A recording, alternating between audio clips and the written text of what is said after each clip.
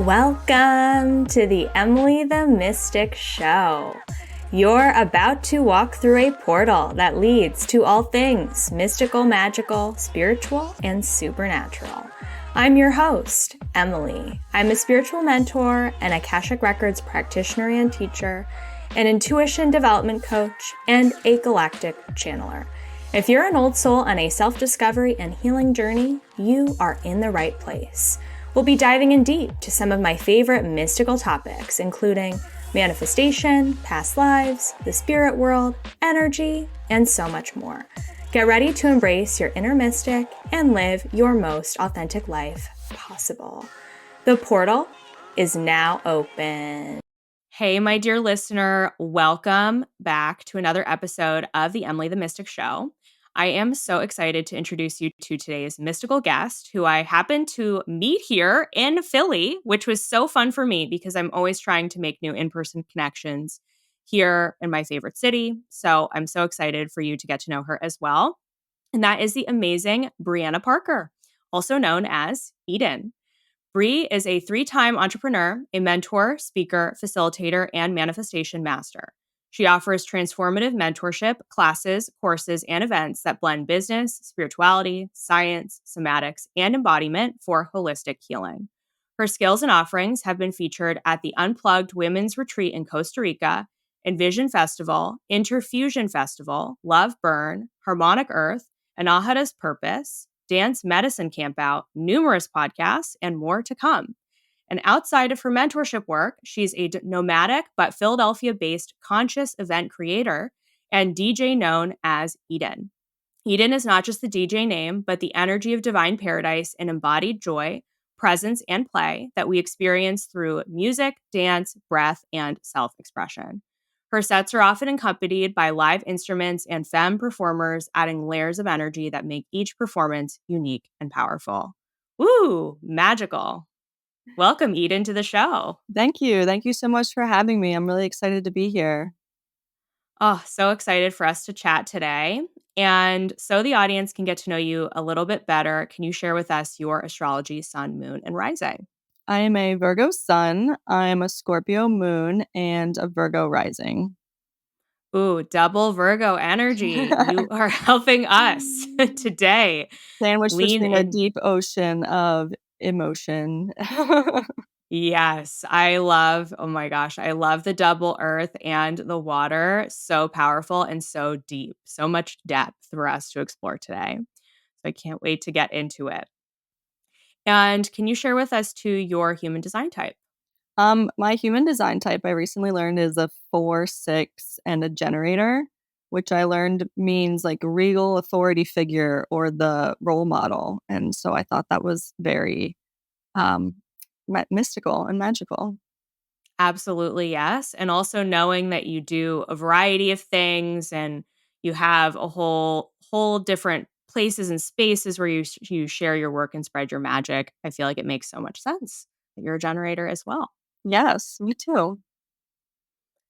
So, to get into it today, I actually feel really called to ask for you to share the story of how you came into Eden and that name and then essence and that expression. And maybe that's going to tap into your spiritual story, your personal story, wherever you feel called to start. Let's get into Yeah. that.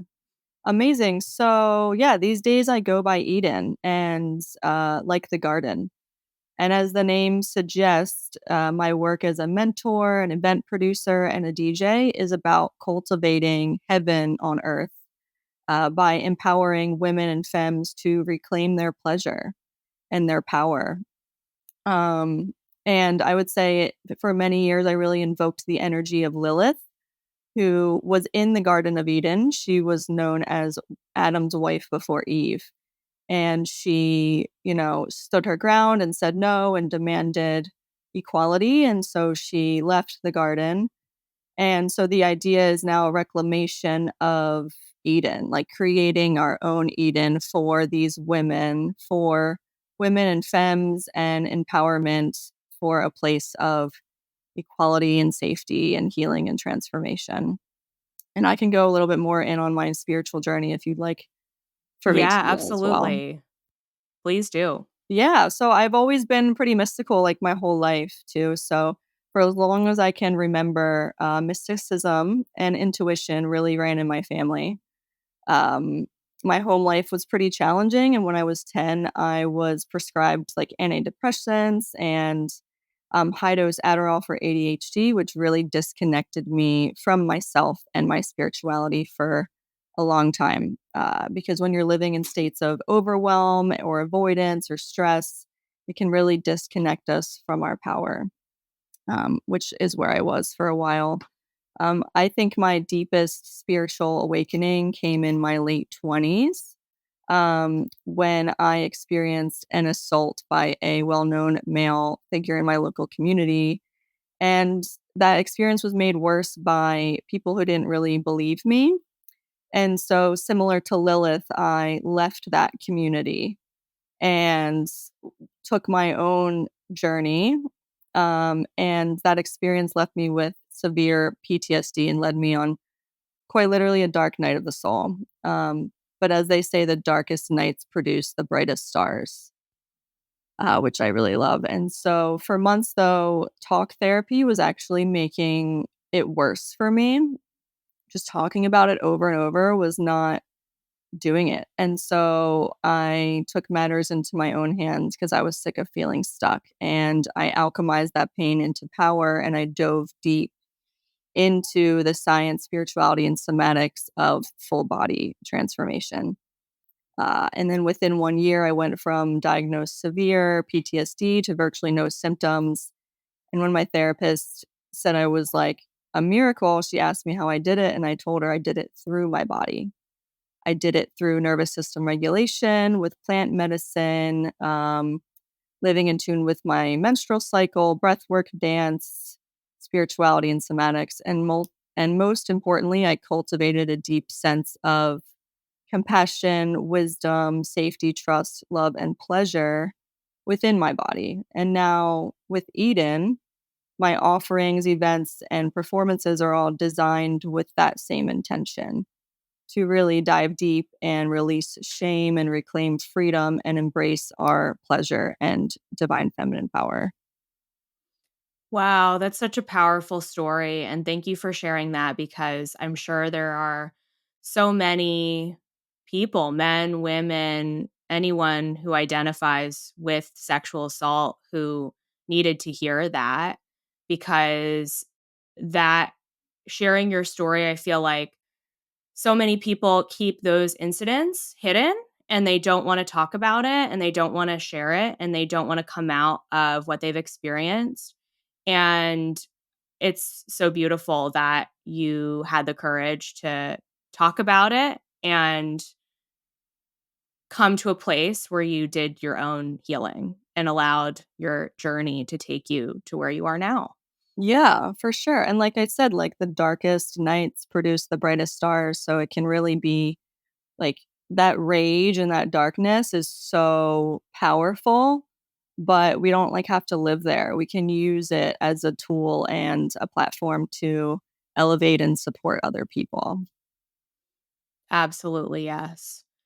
So, when you started this journey of learning to heal your body, what what did that how did that first begin? Like what did you start noticing within your body? Was it tapping into your emotions? Was it connecting more deeply with your menstrual cycle? What did that journey look like for you? I would say it started with ta- getting back in touch with my body because I think when a lot of people are experience trauma or limiting beliefs, we're often stuck in fight or flight or anxieties in the nervous system. So for me, the first step was learning about nervous system regulation because I realized that our nervous system is essentially like the motherboard of our body. It controls our emotions, it controls our responses, our thoughts, our feelings, our energy. Like, I believe that our nervous system is an extension of our aura. It is like whatever we're feeling is therefore emanates around us. And if the law of attraction says that we attract what we are, then if we're anxious or stuck or depressed, then we're subconsciously going to, magnetize things that kind of create a self-fulfilling prophecy. Like if you think like, oh, nobody likes me, or then you're operate as if that's true. If you have a limiting belief about yourself. So I really had to, I read all of the books, like The Body Keeps the Score and How to Heal Your Body. And I did breath work and all of these things. And it really helped me turn off the inner monologue and be really, really present with connecting through my chakras and breath work and tantra and all of these things. Um, I think so many people live in a state of fight or flight and anxiety, whether we know it or not. And they call that the sympathetic area of our nervous system. So there's three states. It's like flow state, sympathetic, and then dorsal shutdown. And I think most people live between yellow and red, and with which is sympathetic and dorsal. I think with nervous system regulation, we can mindfully move into green and flow state so that we can live there and then therefore embody and magnetize and manifest like our highest self. And that's perfectly leads into my next question, which is how can the listener know if they are in that dysregulated nervous system state? What does that look like? So it looks different for everyone, which is what I love to work with people with in my classes and my workshops. We specifically go through a lesson on what does it look like for you. And so if green state is flow, that's when we feel connected, present. It's like when time ceases to exist because you're so in flow and in tune that you're grounded and connected and feeling powerful. And then below that is sympathetic, which is fight or flight. And that often looks like, elevated heart rate, sweaty palms, overactive thoughts, this sense of urgency, this sense of rushing. Like, got to go to the next thing, got to go to the next. Um, so in the body sensations, that could be tightness in the chest, tightness in the shoulders, elevated heart rate. And then dorsal shutdown is red state. It's when our body is so flooded from being in sympathetic that it shuts down as a means to conserve energy to survive. And dorsal shutdown is like those days where you don't really want to get out of bed. So that often feels like numbness, lethargic, um, depressed, uh, dissociation. Those are a lot of the words and that I would use to describe those, but how it feels in someone's body is different for everyone. But mostly I would say activation is yellow when your body is fast, and then red is shut down when it's slowing down. And then how would you know, maybe what are some of the physical cues that you would know when you have moved through those nervous system states and back into rest and digest? What would that look like? I think it would look like um, just taking a moment to slow down and maybe doing a body scan. So taking your mind's eye and scanning from the top of your head through the body to your toes and really first focusing on your breath. If your inner monologue is still too fast, your overactive thoughts are still too fast, take a moment and really focus on your breath. They call that the Anapana breath in Buddhism. Um, Focus on your breath and then scan the body and notice sensations in the body. Notice where your heart rate is. Drop into your heart space. Notice, does your back feel tight? Like, does it feel loose? How is your jaw? Is it clenched? Maybe loosen it, maybe massage it. Um, if you do a body scan, then you'll notice the tightness or the tension in your body, and then make like somatic practices like massaging or even ear massages are great ways to stimulate the vagus nerve, which is responsible for our nervous system. And so if you're not really sure how it feels for you or not sure how to notice it, I would say scan your body first, notice what you do feel now, and then intentionally bring breath or awareness to those tight or activated areas of the body to tell them to rest. I think that's so important because we live in such a fast-paced, busy society, and taking that moment to slow yourself down with awareness and presence and breath, I Mm-hmm. feel like is the perfect first step for people to begin. Totally. For sure. I love that. And I know also sometimes out there, I see people talking about another nervous system state, which is fawn. So Yeah. could you speak a little bit to that and what that looks like? Yeah, so fawn is the one in between sympathetic yellow and red dorsal shutdown. So if sympathetic is activated, it's when we're in fight or flight. Dorsal is freeze. Fawn is when you're not frozen, but you're not activated. You're sort of just um, people pleasing in a way, kind of just avoiding conflict by you're speaking and you're moving and you're aware, but you're kind of just like, okay, whatever you want to avoid conflict. It's almost just like, yeah, I would call it people pleasing or just keeping the peace, not speaking your truth, um, as a means to avoid what your body can perceive as, maybe not danger, but it feels the same, like not maybe to avoid conflict. Um, and that's what fawn is. It's your body's way of avoiding uh, escalating a potential harm or conflict. So, in other words, going along to get along and avoiding the engagement in the situation, right? So, we're Yeah, kind of like, we're pulled back from it, we're detached from it, but we're not so detached that we're shut down. It's sort of exactly. in the middle. Yeah. Gotcha.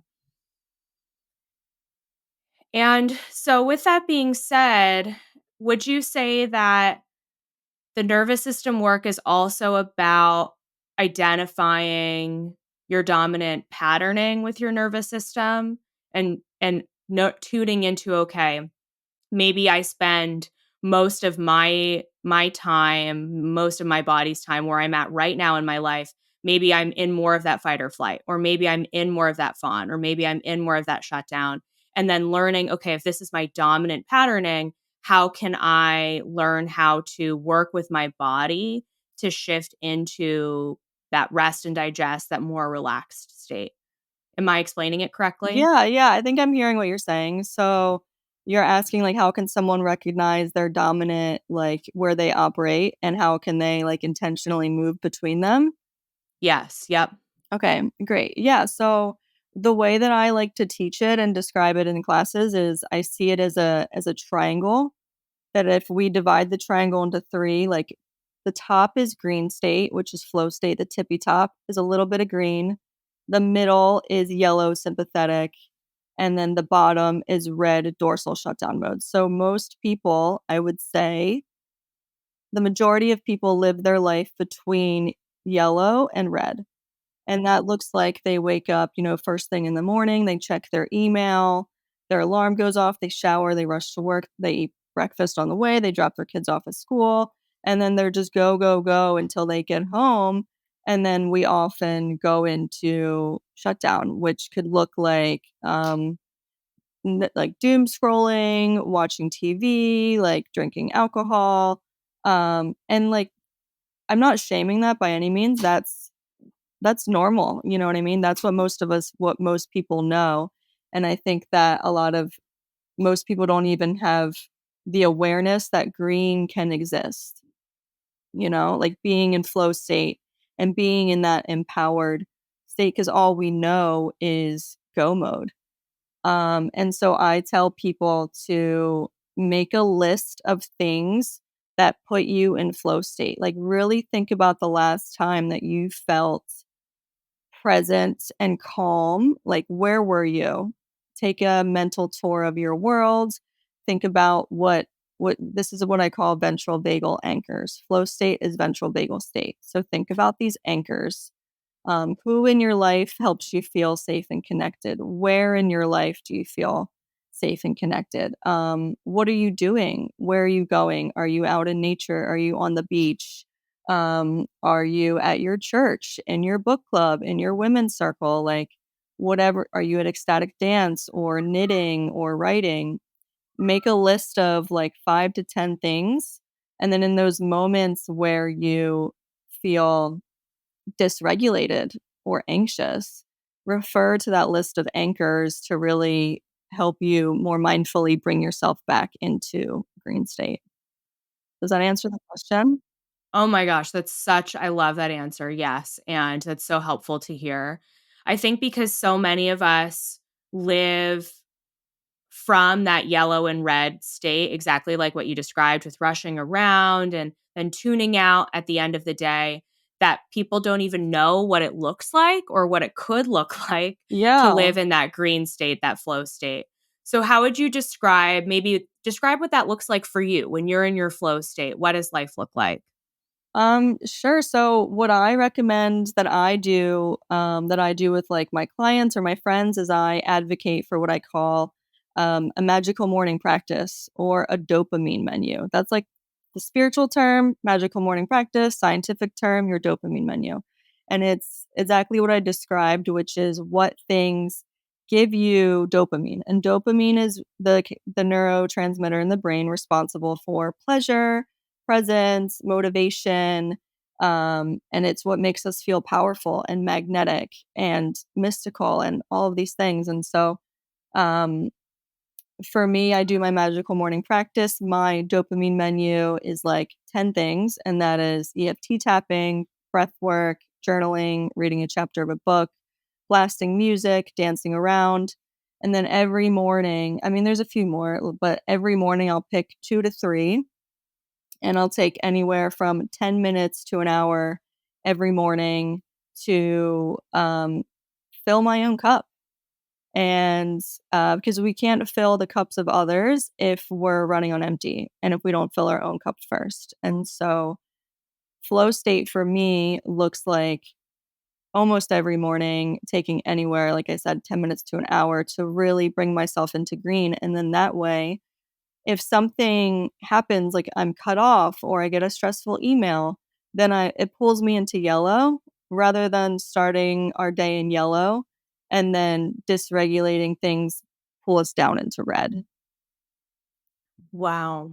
Yeah, that makes so much sense. Yeah, for sure. And then for me, like my biggest flow state is my performances and music. Like nothing really helps me get out of my head and into my body than dancing and listening to music is specifically music with empowering lyrics, with feminine vocalists, things that are like invoking of whatever I'm trying to manifest. So every season, I'll create a playlist of songs with lyrics that are like calling in whatever I want to feel. And I really just embody the feeling of what I want. And then play that music and dance to it and almost like feel it as if it's already happening in my body. And then, like I said, using the nervous system as a magnet to call those things into my life. And I love that you share that the basis for really getting into that expanded flow state starts with having a morning routine and filling up your own cup first. So you Hmm. start that day off in that green state and then finding maybe what that expanded flow state could look like. So for you, that's dance. For someone else, that could be some form of exercise or art or creativity or just being in your creative flow. I Exactly. feel like that's such a beautiful way to describe it. For sure. Yeah. I mean, it looks different for everyone. And, it could be as simple as like going for a walk to get you in green state. Like if you don't have a lot of time in the morning, I also say just find pockets of time throughout the day. I think it works best when you do it first thing in the morning because then you're laying the foundation for the rest of the day. But if you don't have that, then a few minutes here or there throughout the day makes such a huge difference. My next question for you is I feel like a big piece of things that pulls people out of regulation and into dysregulation Mhm. are our phones, our devices. So, what advice would you give a client who maybe feels like they are so tied to having to respond right away to their phone and being on social media and scrolling. How do you advise people when they feel stressed by that? Oh my gosh. I love this question because I've been actually, this is something that I struggle with. But first, I would say give yourself compassion because social media is literally engineered to suck us in. I swear the second I put my phone down, I get notifications from they're like they know that we put it down and they're trying to pull us back in, and it's engineered that way. And so having an awareness and understanding, one, give yourself compassion. Two, it's engineered. Three, it's giving us little dopamine hits. It's designed to give us like likes or messages. It's like that thing in the brain that's like, ooh, ooh, ooh, that's dopamine, right? And so I would say my biggest tip is boundaries. Like set boundaries with yourself or other people with your phone. So, for example, I've actually downloaded an app this month that I think it's called Breathe. And every time I open social media, it like brings up it tells me to take a deep breath. It's like, and then it's like, why are you going on social media right now? And like, even that just awareness and accountability has really, deterred my doom scrolling. And I think that's been really helpful for me to not just find myself perpetually sucked in, because it is addictive. And then I also recently this month did downtime on the phone. I forget. There's a setting where basically like after 10 p.m. and before 9 a.m., like I can't be on my apps. And that has really helped prevent me from going on my phone and social media first thing in the morning, because I've noticed when I do that, then I neglect my magical morning practice, or I neglect, my self-care because I'm getting sucked into my phone. And so I would say set boundaries for yourself, and even set boundaries with other people. Like, hey, I'm not going to respond to work emails after 5 p.m., or tell your friends, hey, I'm taking a detox. I'm not going to be on my phone for a while. This last month, I took like a 6-week creation hibernation. And I told everyone I know, I'm like, listen, I have all these parameters on my phone. I'm not going to be on social media much. Don't take it personally. I'm just taking care of myself. And everyone's like, absolutely, we love you. Take care of yourself, I love that so much. Yeah. And I know that's made a big difference for me too. Because I used to have the habit of when you wake up in the morning, you just lay in bed and you're like scrolling your phone before you even get out of bed, which just really automatically sets your day up in a dysregulated state. So for Totally. me, I don't let myself look at it until I have done the main parts of my own morning routine. Oh, And then and only then will I let myself take a look at what's there. for sure. And especially in this political climate, I've had clients come to me and they're very stressed out from checking the news all the time and everything that's going on in the world. And I just really advocate for people to like, yes, we should stay in the know. Yes, we should stay connected, but don't do it in a way like if you find that it's a detriment for you, like it's okay to do less of it. It's okay to know less. Like things that are out of our control, like it's not worth our stress and our time and our very little joy, like our energy, if it's not actually serving us. And I think one of the biggest small things that you can do is turning off the notifications. I have very few notifications turned on my phone, and that's made such a big difference because I have to mindfully go to the places. Like I have a whole app that I use for client messaging. Instagram, I have my notifications turned off. It's made such a big difference, so I'm not fueled by taking a look at what's there. Totally. Yeah, I agree with that too. I love that so much. So I actually had a conversation with a client yesterday that's perfect for this topic. And she was expressing to me that she feels frustrated and stressed out by being part of so many group chats where there are a lot of people, a lot of conversations involved, and having to quote unquote keep up with what everyone else is saying or doing and make sure that she's engaged and responding. And she said, Emily, just in the time that we've been on this call today, I have over 100 text messages. What do I do? Which I feel like is a pretty extreme example, but I think we've all been there. We've all been part of some sort of group conversation and how felt frustrated by the dynamics. So do you have any advice or guidance for someone who feels pressured to respond to social group dynamics on the phone? Yeah. I would say pause and like to be in tune with your body and ask yourself, like, do a body scan and ask yourself, like, is this serving me? Is this filling my cup?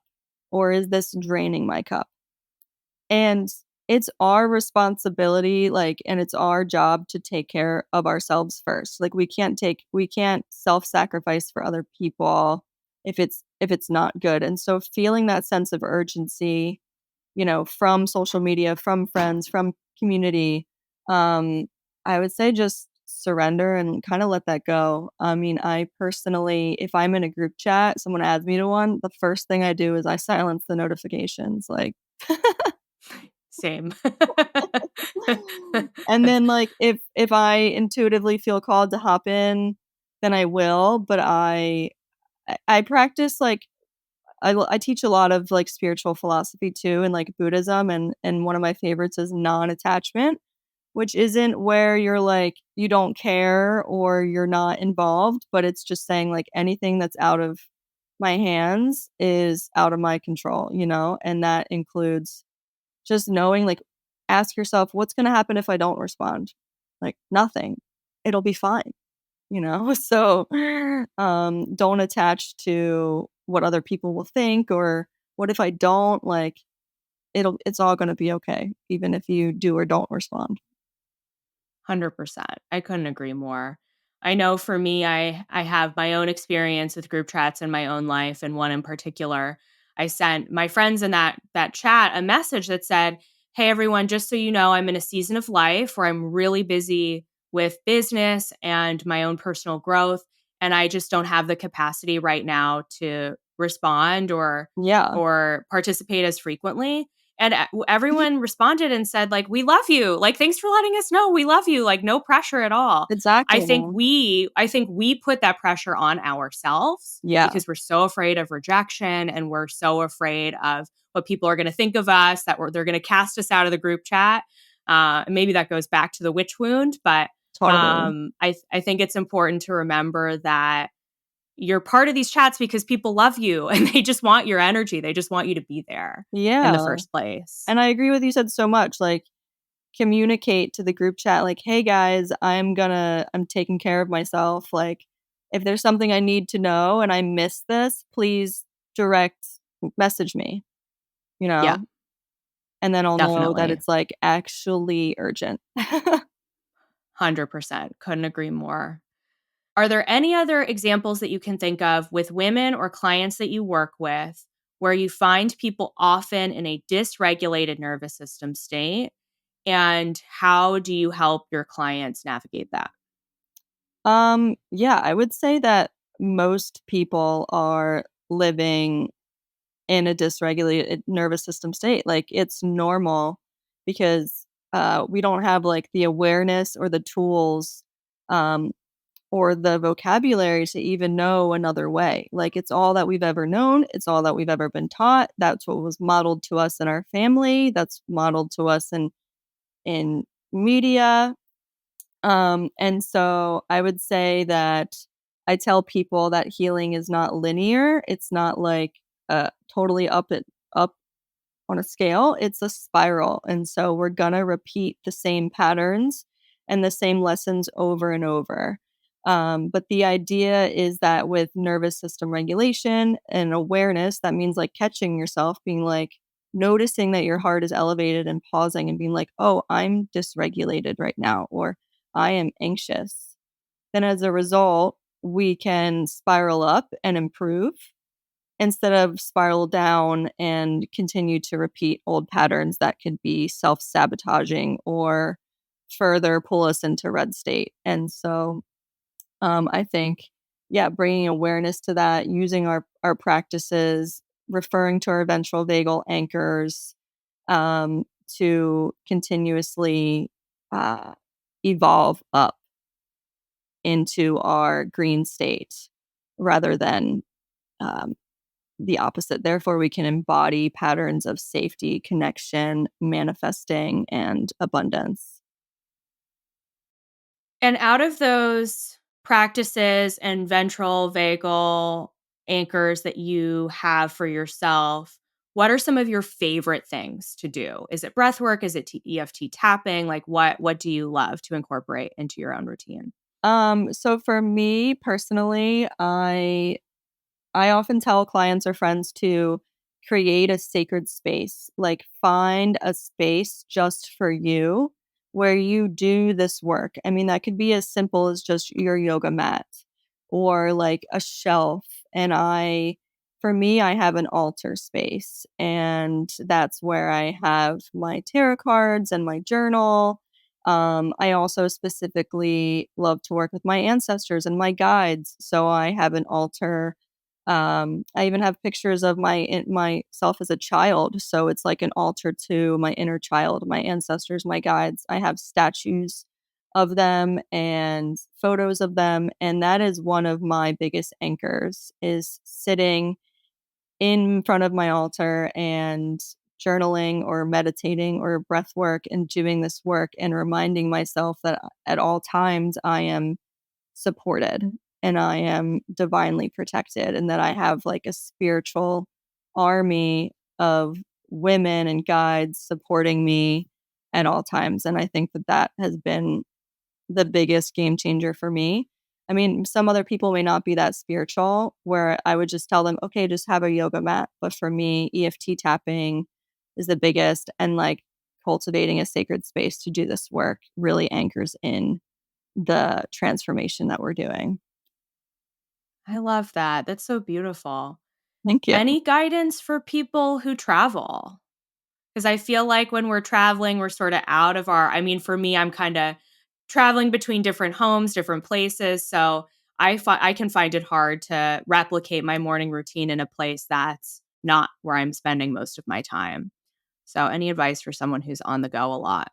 Totally. I, as someone who has historically been nomadic, very much on the go a lot. I have found that when I was like backpacking for 2 months at the end of the year, it was definitely more challenging for me to cultivate that space and that time when you're always on the go. I would say, like, if you're traveling, like, and you can't do it in the morning, maybe just do it in pockets of time throughout the day. Like, set yourself an alarm for 15 minutes. You're like, okay, I have a few hours. I'm taking a walk in the woods, or I'm calling a friend, or I'm, pulling some tarot cards, or I'm doing this 15-minute breath work on YouTube, or I'm going to EFT tap. I love EFT tapping in the mirror. It's like a mix of affirmations and subconscious rewiring. I'm going to take 5 minutes and just tap in the bathroom and shut the door.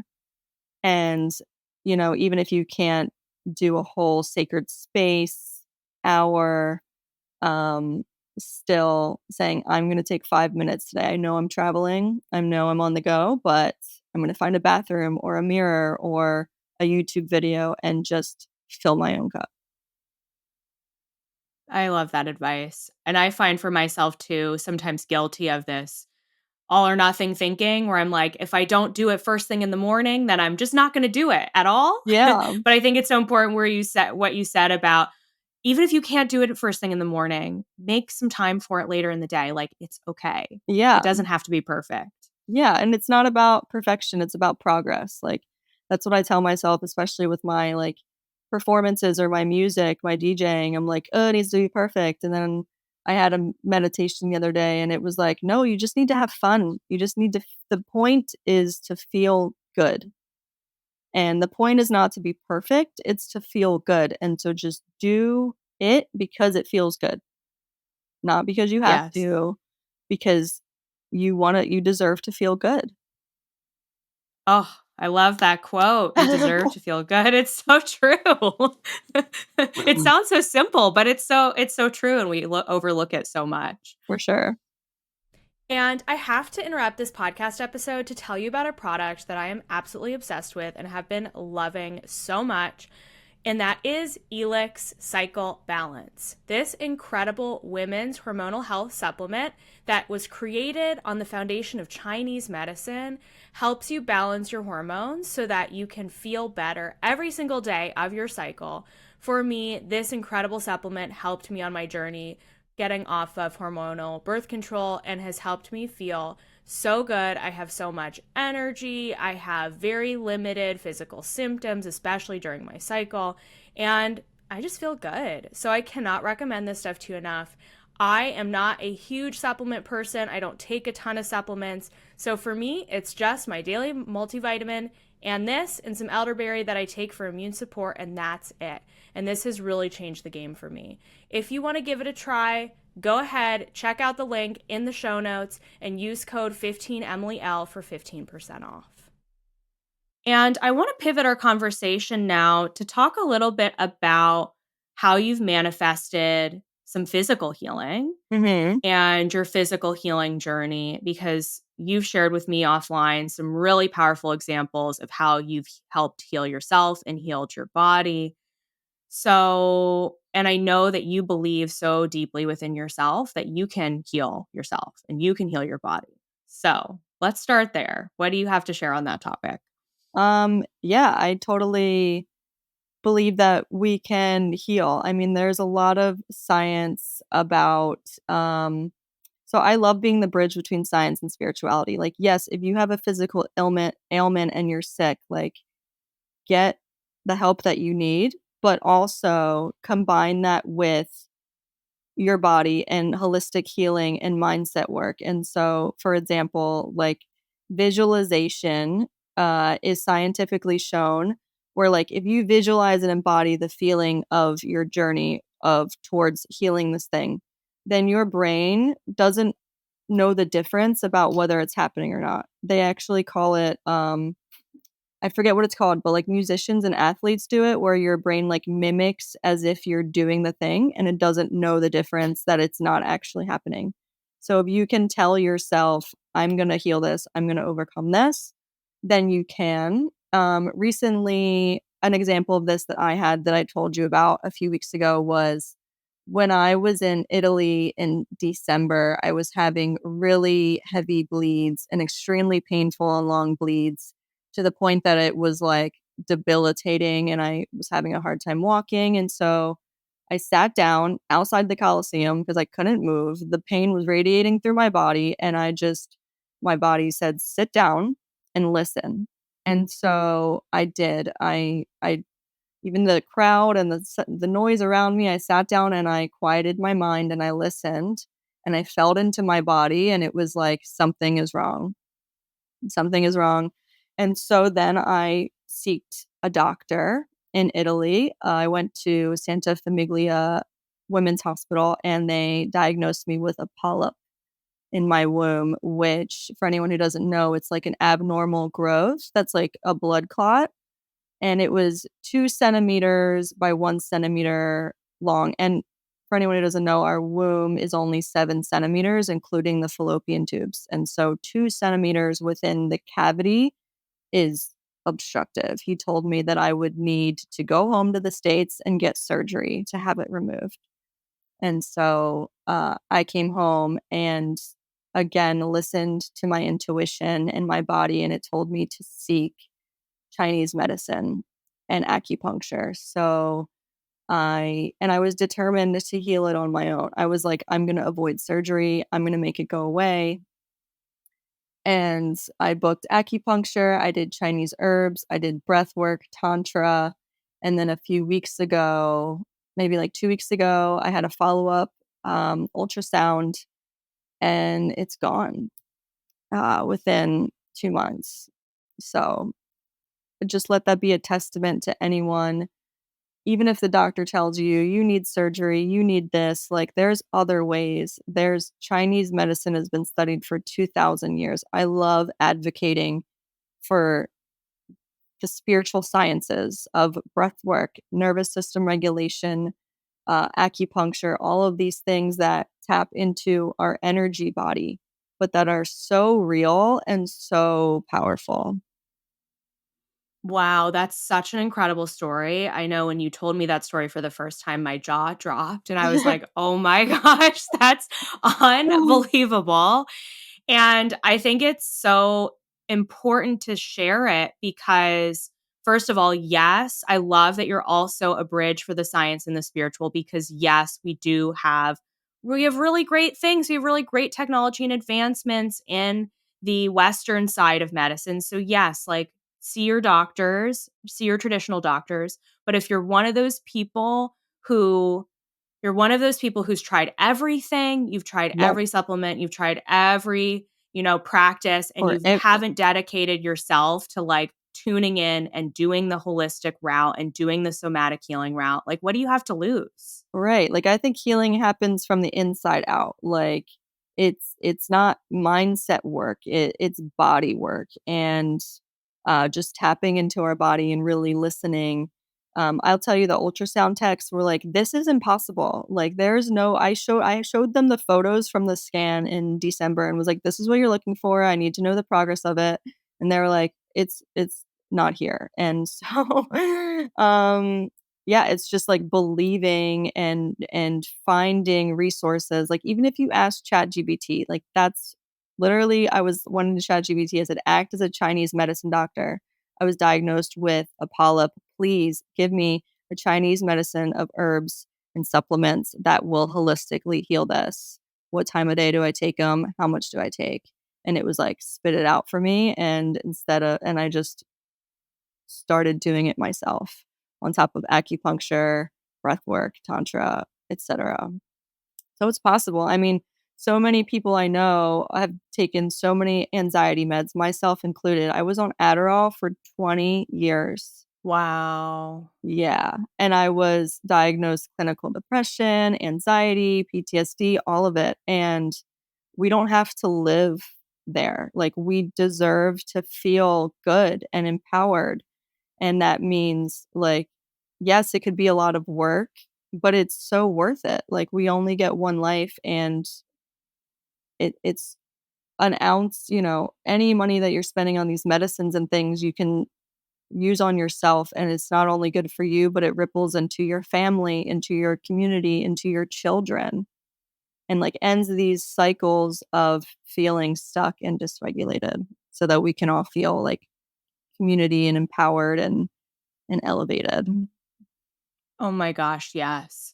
And two, I also just want to say that for anyone who is taking medications, I also don't want you to think that there's anything wrong No, of with course not. taking mental health medications or any kind of physical health medications to help you.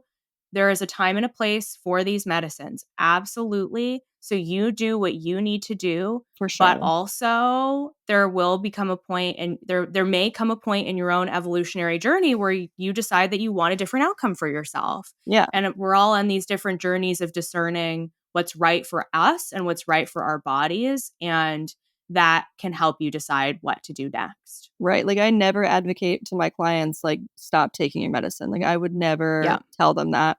I'm not a doctor. I wouldn't, I could advocate for, here's some things that you could try to help in conjunction with your medicine. And then maybe if you feel called, you could slowly take less of it if you want to.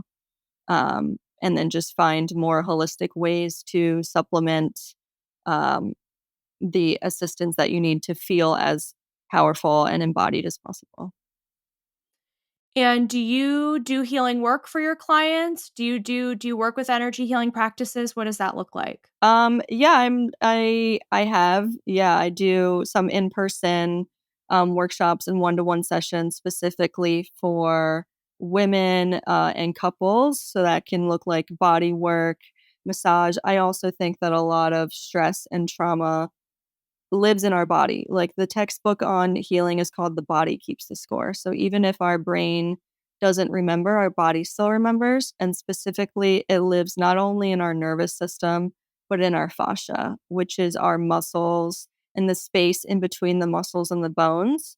That's where it's stored. So that's why our muscles are tense, why our shoulders and our backs are in pain. And over time, not releasing that stored energy or emotions can lead to chronic illness or, you know, issues. And so body work is another great way to quite literally release the stuck emotions and anxiety out of the body. And so I offer at times like somatic body work sessions, like intuitive, just releasing of the muscles. Also doing that, like I said, with couples, and things like that.